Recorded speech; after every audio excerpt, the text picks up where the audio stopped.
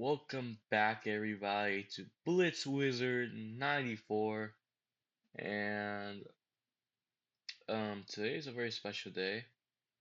Well, not really a special day. I should have done the recap last night, but I couldn't figure out how to again work out my mic, which is not really working. But then I don't really have a mic. I was just using like wireless earphones, and only like the desktop audio will be working, not the mic. So I didn't know what to do. So that's why you see I'm only using one wireless earbud. Just try here. Myself also because the other one got damaged, and I want to just be able to like speak so you guys understand me. Like there's no weird scratches. You guys are able to enjoy the games, and those that audio crap is really getting on my mind. But besides that, it's a very special day because yesterday I played an event called Franken Thrive. Before that, this Saturday, um, I played an event at the club. I won 4.5 out of 5, and I boosted my rating from 2160 to 2189, 21 or 2190. I calculated it, so I am pretty confident that I passed NM by playing another event, which was yesterday on Sunday. Because I only needed 10, 11 points, and I'm pretty sure I got the 10, 11 points as I won 4 out of 4, and I'm pretty sure I secured NM comfortably. Originally, I was planning to play an event called the Sunshine Open in Orlando, but I canceled it in view of the fact that um, I'm now an NM, and I just don't want to risk losing the 2200 rating that I now have. Well, that's calculated, so I'm pretty sure I'm gonna be NM. So I'm NM unofficially. I just gotta wait for the tournaments to be reported and show up. And I just got to wait till the month's over, so by July it gets confirmed that I am officially a national master. But at this point, I am actually a national master. So it's a huge congrats. Woo! Let's go, Blitz Wizard. It's a national master. And yeah, I just want to show you the games really quick. Hope you guys enjoy it. So let's get into it. Maybe it's a little bit bright. Let me just close the window. There we go. Nice and ready. And for those of you guys who are seeing this, look at this shirt. As you guys can see here, let me see if I can show you this. There we go. This is the shirt I was wearing. We are Venom. It was like a Venom shirt, and that's why the title is called We Are Venom. I was saving this shirt for many days because I was hoping that at the event that I would become an NM, I'll be wearing this shirt. The event that I felt like, oh yeah, this day I'm gonna become an NM, I was gonna wear the shirt, and I wore the shirt. But I didn't clean it for days. It was just new from Amazon. I just left it there. I tried it on there and left it there in my closet on dangling. And when I wore it, it smelled good. But then after the whole day, like I started smelling bad. So yeah, apologies. But now again, it's 3 minutes now. Let's just get into the games. Don't want to take too long. So yeah, all right. The event took place at Miami Lakes. It was hosted by one of my friends and well, not fellow TD, but he's a cool TD, Oscar Gonzalez, and also Frank Castillo. For those of you who know, Frank Castillo is the guy I played at Turkey Bowl. I made a recap of the event in which I beat him in the last round, which coincidentally got me prize money and tied me for, I believe, third place, which was really lucky. I had to really go out and beat him with Caro, and now I had to play him again in another Caro. It was round one. Frank had white, I had black. Let's go into it. We get e4, c6, knight c3. Frank is always a fanatic of the two knights. It's a really solid setup for white. d5, knight f3, bishop g4, h3, and here I take, queen takes, and e6. Now the point here for black is to maintain the solidity, and you're not really allowing white much. Like there's no pawn breaks. Usually, I would say the most combative setup is the variations with d3, knight e7, g3, knight f6, bishop g2, And then white would just castle king side, and it's a very dynamic way of playing. You also got bishop d2 um, in this position, and white will castle king side, not king side, queen side, and it's very complicated. But for black, it's also really complicated because you gotta know what you're doing and how to react to a queen side landslide with the pawn minority attack. But that did not happen in the game. We played e6 and I d4, and he allowed me the opportunity to take. And in this position, I thought he was going to take with a knight, just offering me the sack and queen bishop b3.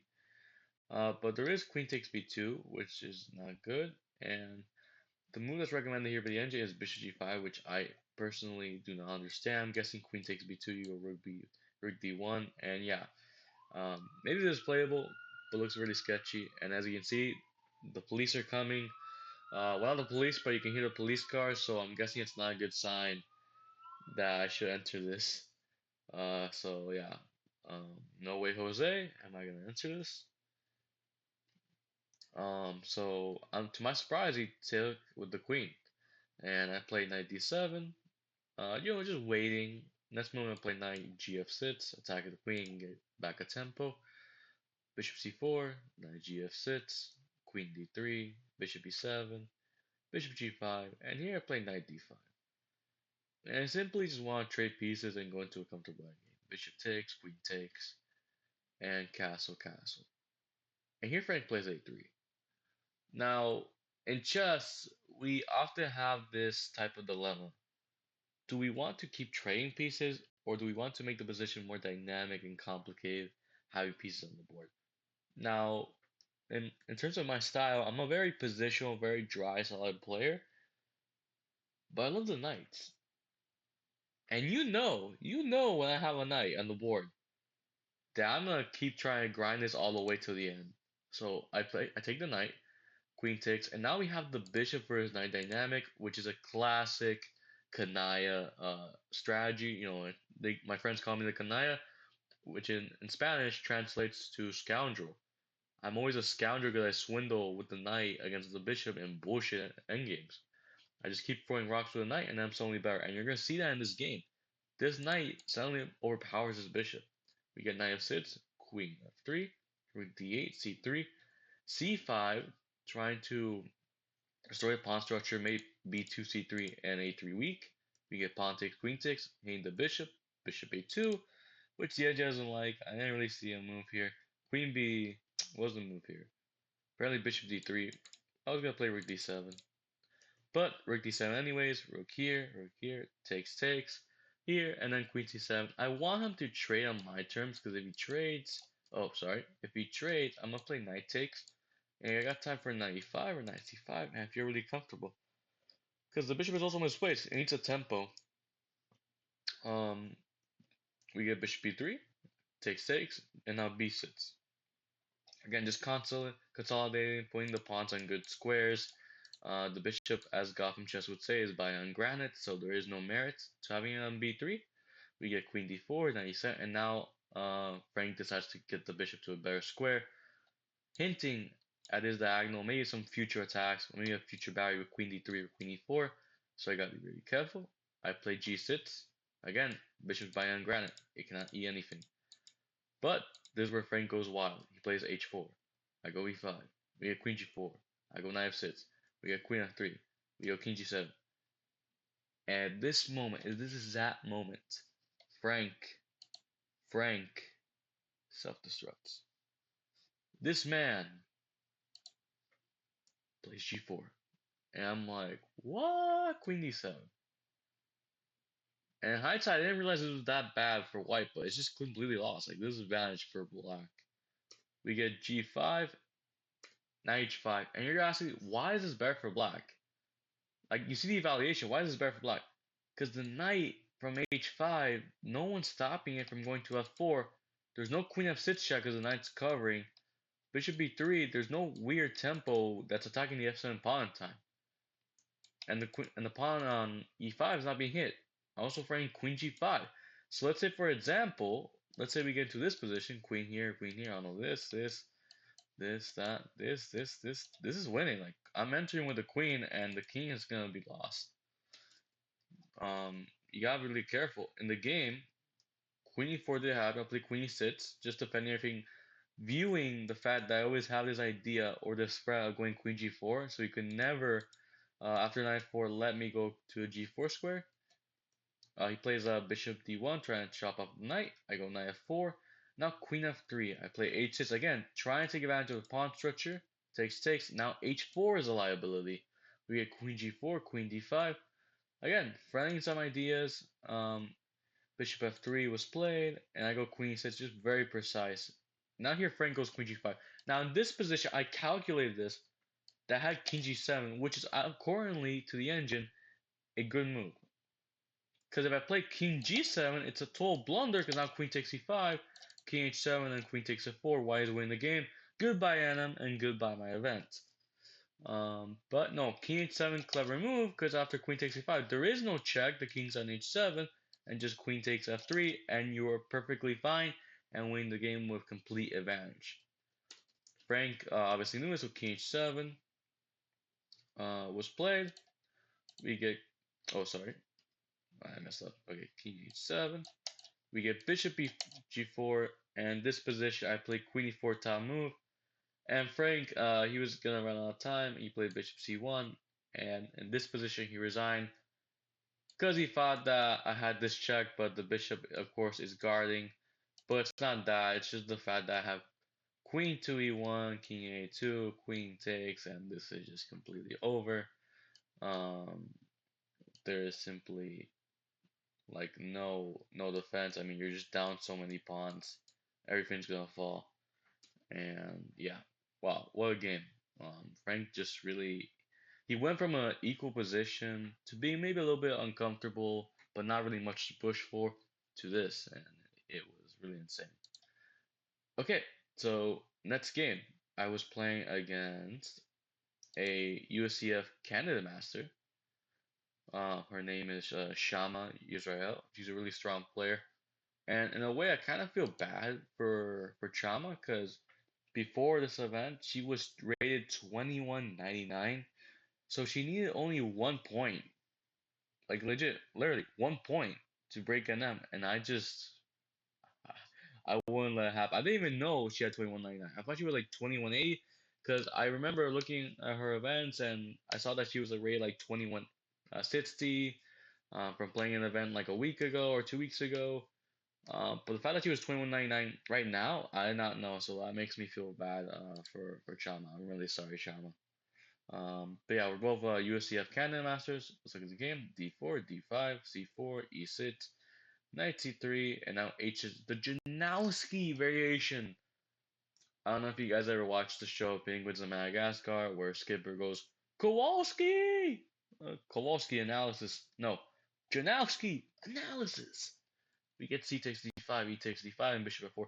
And I don't really know theory, but I love this setup. It's like a classic London vibe, and it's really simple play. Just knight f3, e3, developing and just castling. We get knight f6, e3, bishop d6. Pretty normal. I trade, and go bishop d3. I'm controlling the fact that the knight cannot go e4, and I want to go queen c2 and knight e2. And now bishop g4. This is like a Magnus Carlsen move. Because I've seen this move being played, but not in Janowski, in like lots of different Queen's Gambit declines I've seen this move being played. But now, Queen b3, knight e7, h3, bishop h5, knight e2. We get bishop g6, I trade, and go knight f4, and I'm putting pressure on the pawn. And for the past few moves, as you guys can see, Shama's been telling me, hey, you want to put all your cards on the table? You can take this pawn if you want. And after rook b8, you can go queen takes a6 if you want. I'm gonna go rook b6. And I didn't even know. Like when I rook b6 no, like a different move. She was hinting at gambling this pawn.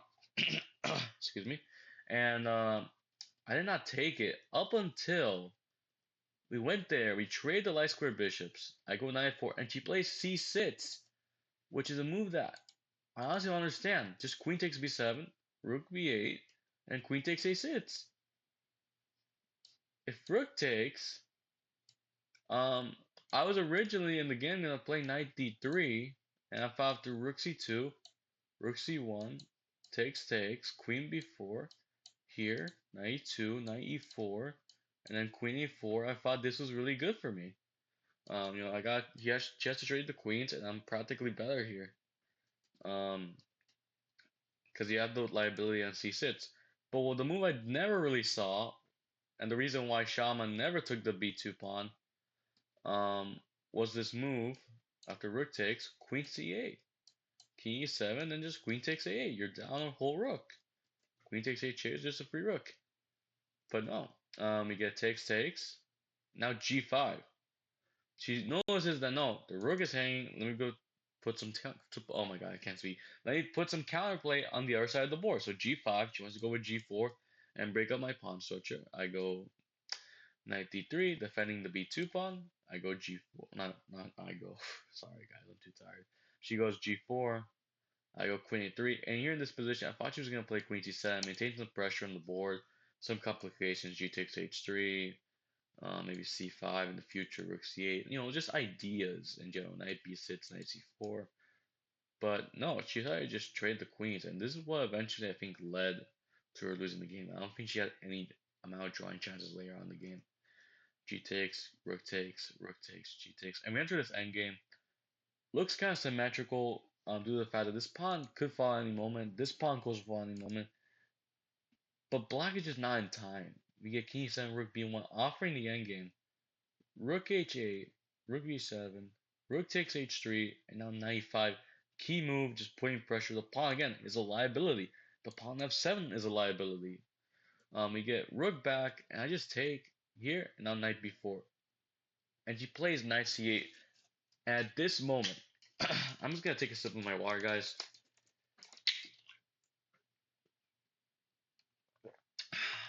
I really should have brushed my teeth. I don't know why I'm drinking water from yesterday, bro. That's terrible. Excuse me. Wow, that's terrible. Sorry, guys. But not in this position. I played according to the engine. A brilliant move. Knight c takes d5. What's the reason? After knight takes, the knight on d7 is undefended. King takes knight. Not king. Oh my god, yeah. King takes d5. Rook takes d7. Check king e6, and then rook e7. Now I had to see this position was winning. After rook c2, she has regained back the a2 pawn. But king f1, rook takes a2, king g2, g5. Now a4, f5, and rook e5. My idea was to play rook e5, or let's say she played a random move. I would play rook a6, make sure the king was on the back rank, and then go king f3 or king g3, and just keep pushing my pawns. That was what I wanted to do. But she didn't give me that option. She played rook a1, I played rook e5, king f6, a5, rook e2, rook b5, king g6, rook b6, and now she went king a5, not king, oh my god, not king a5, king h5, sorry. Planning to go king g4 and eventually put the pawn down the board. I play a6, king g4, I play d5, now f4 takes, and I go d6 here. And in this position, she plays f6, not f6, f3, and according to the engine, I played the only drawing move, but it's very hard to see why. King g1, king h3. I didn't see this move king h3. I was really cold. Like the place where we were playing on was super cold. I was like trembling like a penguin. Like I didn't know what to do at this position. If I was actually gonna like get swindled here, well, not lose, but like get swindled. Like I would draw this game, which kind of would suck. But rook b1 in time. I get rook takes a6, rook d1, rook a8, d7, rook d8, king f1, king g4, rook d3, king f4, king e1. After the move king e4, black is lost. Apparently, Shaman had to play king e5. After king d2, just wait. King here, king here, king here, king here. And at any moment that I try to trade the rooks, this endgame is a draw. Like, black is in time to get the opposition that he needs. Because it's white's move, not black's move. If it was white's move, then black would be losing. But it's white's move.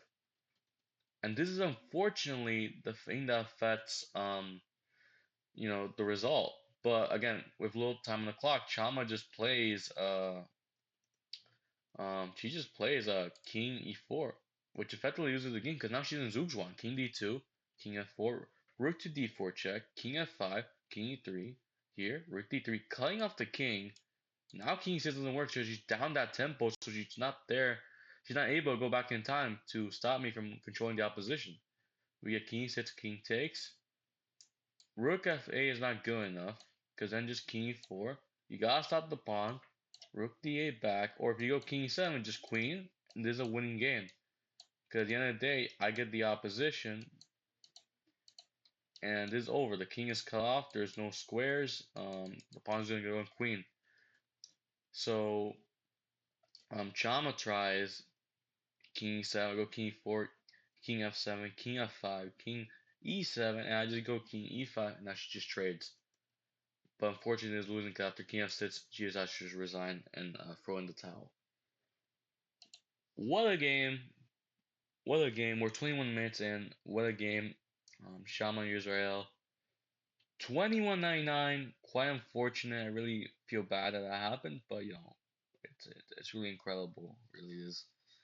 Um, but yeah, you know, it's insane to be a UCFC him. But it's not as insane as the next round, because the next round was actually against a FIA master. His name was Rayson. I kept calling him Reyes, and I had the black piece. Let's look at this game. I had the black piece. You guys are not gonna see this game. This game was just truly a great game.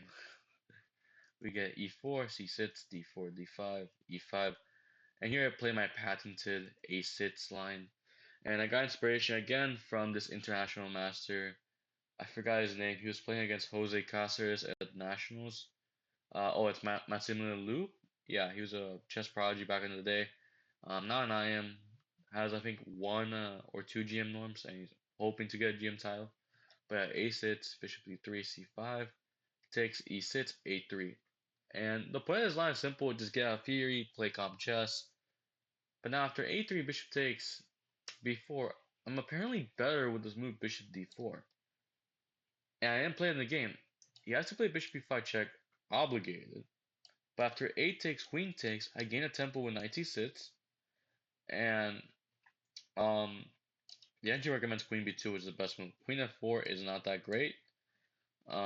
Mostly due to the fact that you get knight G7, the knight's gonna go to G6 and come with tempo hitting the D4 pawn, not D4, the E5 pawn. So knight C6, you gotta go Queen B2, defending the bishop somehow right there. Well, not the bishop, defend the pawn, and I don't know, it's really uncomfortable. There's also threats on knight takes b4, so you gotta watch the b4 pawn. But I didn't consider this. I want to keep putting pressure on the f7 pawn, no, the f2 pawn. Oh my god, guys, I'm so sorry. Wow, I can't think. I'm too tired. Okay, so b4. I want to keep pressure on the f2 pawn, so I maintain the bishop here on a7. Oh my god, I'm so sick today. Fuck.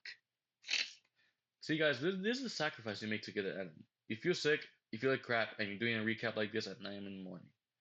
I wanted to do this originally at 2 a.m. in the morning, but nah. We had Queen G4, knight E7, and here I realized I had to give this pawn. If Queen takes, I go Rook G8, Queen takes, then just Rook takes, and this is not going great. Uh, Queen H8, Queen 8 already loses. Well, it loses, but this gives really nice chances to play for a win because knight c6 coming in, queen c7 putting pressure, and you should be alright. Here's black, kind of like a French pawn poison position. Knight f3, king f8, and here it is again. This is like another French move, but it's not that great. We get castles, h6, preventing any knight g5s or bishop g5s in the future. We get knight bd2, prompting the idea of playing c4. I go b5 to stop c4, but now a4. B takes a4, rook takes a4, and here I'm like, okay, I'm worse. If I check this on the Leech's engine, it would say at one point the game goes to +3. I'm not sure if it said that on the chess.com engine, but I escaped. I played bishop d7, rook e3, bishop b5. The idea being I want to trade off this really powerful bishop. as it's super strong. Like, oh, sorry, guys. It's super strong, and it's a really good attacking piece. So bishop takes, a takes, knight d4. I play knight c6, knight takes b5, knight takes e5. We get queen g3, knight back to c6, bishop b2, threatening the g7 pawn. I play knight f5 just in time. Now queen c3. I play rook c8, knight takes, knight takes. The position is +1. Queen d3, I go knight c6. We get rook a4, I go f6. And it's +1. He goes b5, I go knight e7. We get f4, which is a waste of time. I go king f7. And it's equal. Like, now it's officially equal after legit. After f4, it's equal. Before f4, it is +1, which is insane. After I got the sub with king f7 and e6, I'm pretty much comfortable. We have king h1, now h5. He should have played g4 a long time ago to take away the knight, which is really important, really crucial for me holding this. But he gives me time to play h5. He goes rook e6, rook e8, rook here, takes, and now queen c8. I want to keep putting pressure on the c2 pawn and defend the e6 pawn. I was also looking at some examples like after queen e2, which you usually play. I want to play h4. Let's say he made a random move here, like bishop c1, queen c5, bishop b2. I will have this threat of knight g3. And after takes, the queen is slicing for the board. The king has no way to go g1. He would have to give up a piece, and it would just be really cool checkmate. But of course, he sees this.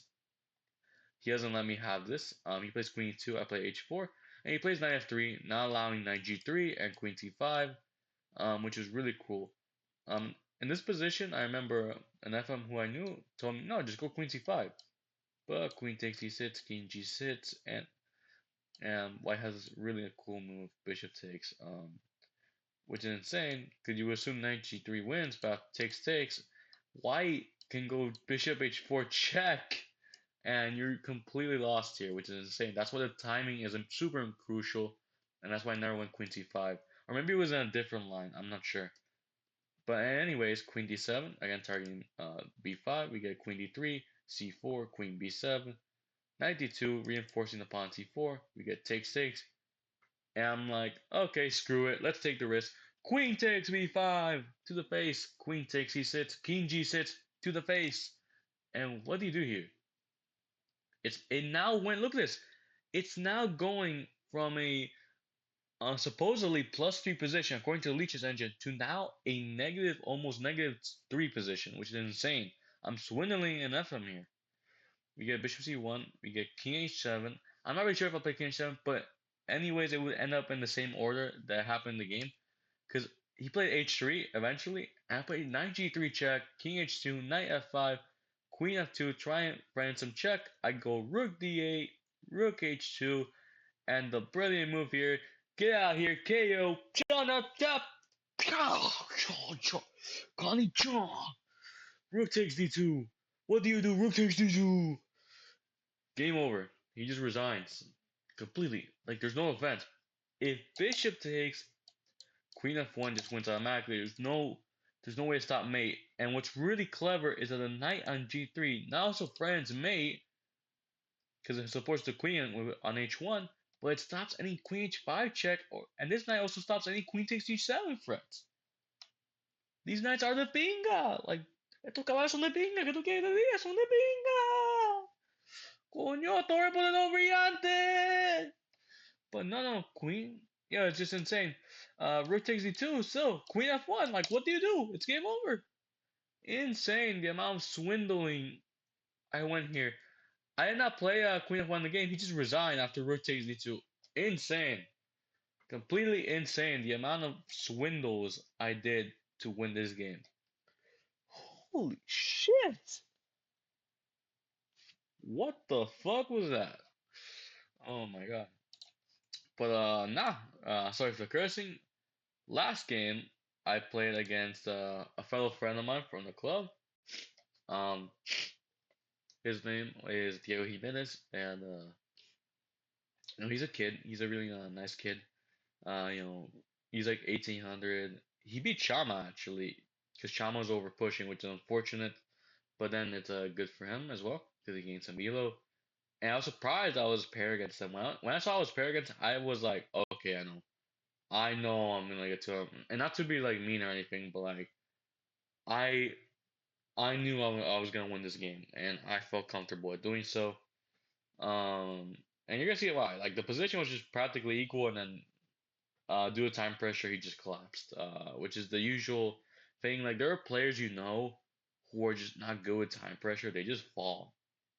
And then there are players who have good positions, but they just don't know how to convert it. It's like really tough. And if you have someone who's just very resistant, like they're gonna find out moves and just try to swing, which is why I did against Rayson. I kept calling him Rays. I don't know why. Like King and King. I don't know why. But yeah. Let's look at the game. Last game. D4, knight f6, bishop g5, knight e4, bishop f4. All pretty normal. C5 here would be more interesting to play against. I think this is the most combative line to play in this line. But bishop f4, we get d5, knight d2, and then e6, which is really strange because he allows me to take, damaging his pawn structure and play e3. I go bishop d6, queen g4, and now castles. And in this position, I hallucinated I had bishop h6 here, and he had to go g6 obligated.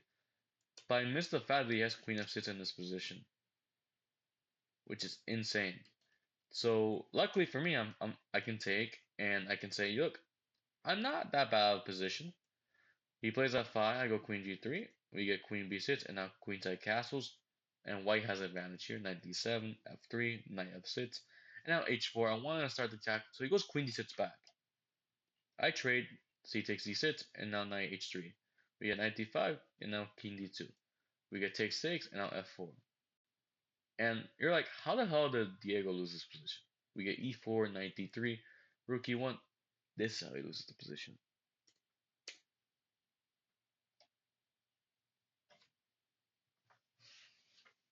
Let me just pull out my hat really quick. Yeah. Let me just pull my hat really quick. Rook, two rooks on the board, a king's on the board. Pawns are completely equal. What's the difference? The pawn structure and the fact that I have the Kanaya, I have the knight. Bingo! No, I had the knight and then game advantage. I'm gonna keep trying to swing this. We get e5. Like, look at this position. Why would you give up this really amazing knight for this terrible bishop? It makes no sense. Diego completely went off the rails here. Knight takes f1, rook takes f1, and now e5, knight f2. But then d5, the bishop just passive. If the bishop went to f7, this would be extremely passive because c5 is eventually going to come, and knight d3, and these pawns are going to fall because they're on dark squares. And the game bishop e7 was played, and now b3. We get rook c8, now c4. We get b5, now rook c1. Take, and you know what's happening. c5, there's no way to stop it. It's an inevitable plan. We get rook c5, knight d3, rook a5, rook c2, and rook b8. I play rook c1, doubling up, and apparently this is a blunder, and I didn't realize why in the game, but it's one to do with the fact that he has rook a3, which is a really cool resource. Because after c5, it's followed by bishop b5. And it's still good for white, because rook takes, rook takes.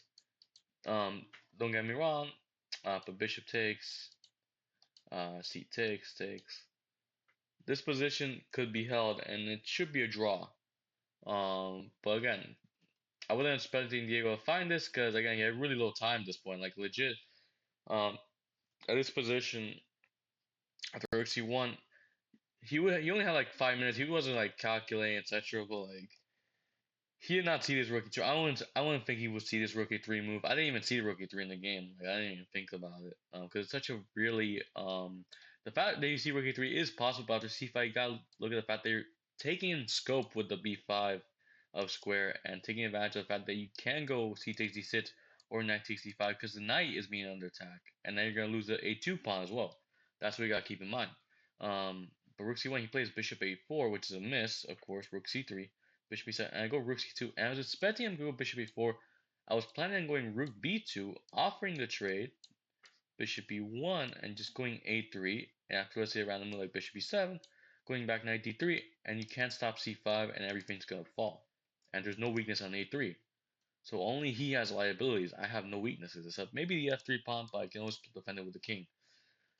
But no, in the game, after going back, I go rook c2. He goes bishop h5 attacking. I go king e2. We get rook b1, try and infiltrate for the back rank, maybe answer, give a check. I go c5. We get takes. But no, rook a1, try and win the a2 pawn, which is really cool. But now rook takes c5, rook takes c5, rook takes c5, rook takes e2, not sorry, king e3. We get rook a3 check, king c2. We get king f8, and now d6. And this position, Diego flagged. I didn't tell him until like 3 seconds later. Um, but there is pretty much no offense here because rook c8 is going to be coming, and it's going to be a deadly threat. If king e8 is just checkmate. There's no threat. The knight is just covering everything. Um, and what do you do here? According to the engine, bishop h8 is the best move, but then rook c8 is going to come, rook a5, and then just d7. Rook takes I mean, rook c5 check is recommended by the engine, or rook takes d5. But other way, you just get a queen, and this is game over.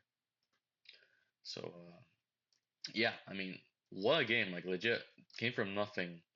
This whole position, like it just all collapsed. Like with this simple idea of playing c5 and playing against the pawns on dark squares. Like, bro, this position was just very key and basic to play.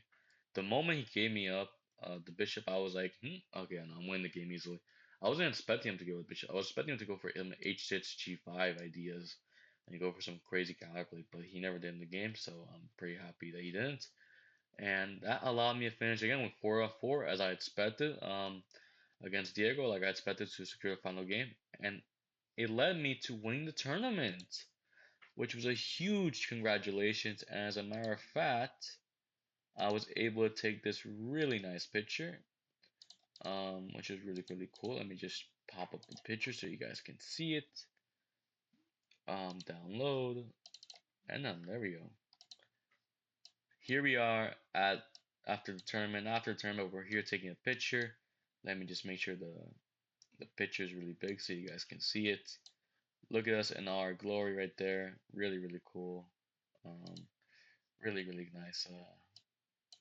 nice picture. As you can see, you have me with the Venom shirt, and I'm just gonna say all the names from left to right.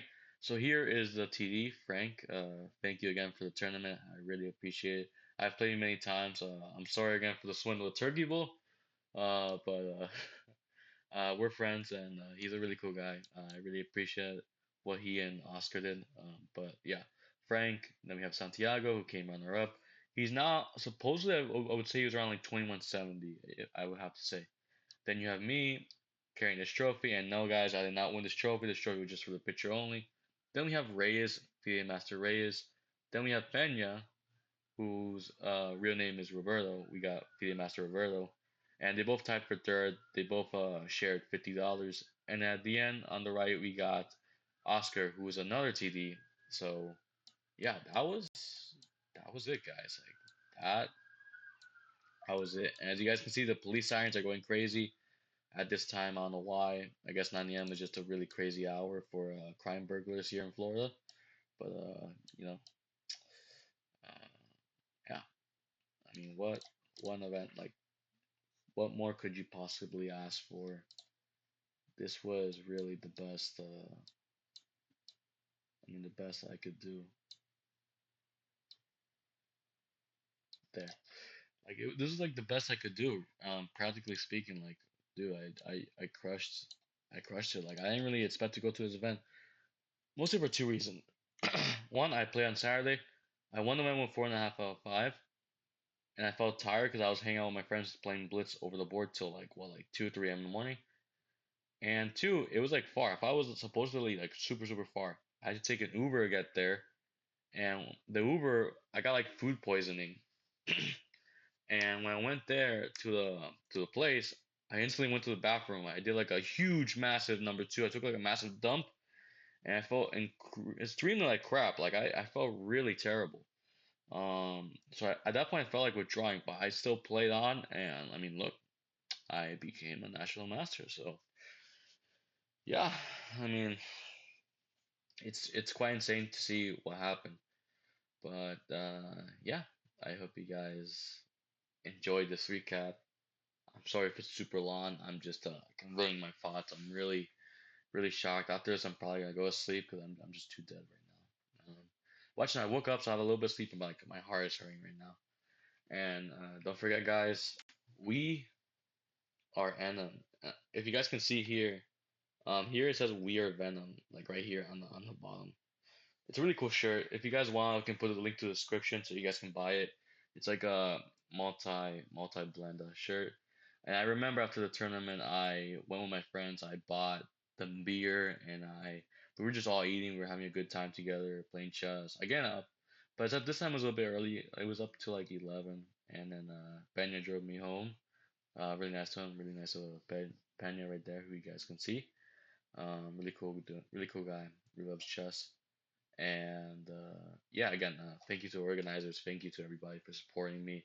It's been a long road. Things have changed throughout the past few years. You know, my mother's passing. I promised her I would become a master. And life, it was a little bit depressing back then, but you get stronger and you change. You become a better person, not just on the board, but off the board. That's what you should always try to be. And yeah, just keep living. As Hans from Fast and the Furious once said, life is simple. Uh, you make decisions and you don't look back, or you make choices rather, and don't look back. And in this position, well, not this position, but on this day, I'm just truly happy. Like, yeah, I'm not gonna look back. I'm just gonna be being, I'm just gonna keep being a new person and go towards the bright future, if possible. So, yeah, well, not if possible. I'm gonna do it. I'm gonna go toward the bright future. I'm just gonna be super happy. Like, I don't know how I'm gonna go from here, but I'm planning to become a FA master. Maybe I don't know. It's gonna be tough, but I'll try. And yeah, thank you all for everything. Um, what was that? What was I say? Oh yeah, so the event in Orlando, the Sunshine Open, I was originally gonna play, but I canceled because I calculated I was gonna be 2200, so I didn't really see the point in playing. I have to wait until the month ends so that I get confirmed the National Master title, so I just wanted to wait. But I will play the Blitz event there in Orlando, so stay tuned for that. Kind of, but not. Yeah. So yeah, thank you. This will also be the end of my Journey to NM playlist, or like my over the board recap playlist. I don't know, like I don't really see a point in recapping over the boards unless I'm getting close to a FM title. But yeah, thank you guys for everything. I mean, this was just really a tough road. I mean, I've been trying to dedicate like a whole year to NM or more. I was just going crazy. I've had moments where I've been breaking down, moments where I cried, moments where I just like I felt like complete crap. And yeah, um, I still I still push through. Like I can't believe it. I don't even have words to describe it. Like, I mean, it's just a grand moment. I remember the moment I got in them, I was just super, wow, I can't believe it. I'm surprised I didn't even cry when I got in them. Bro, I got chills. Yeah, all right.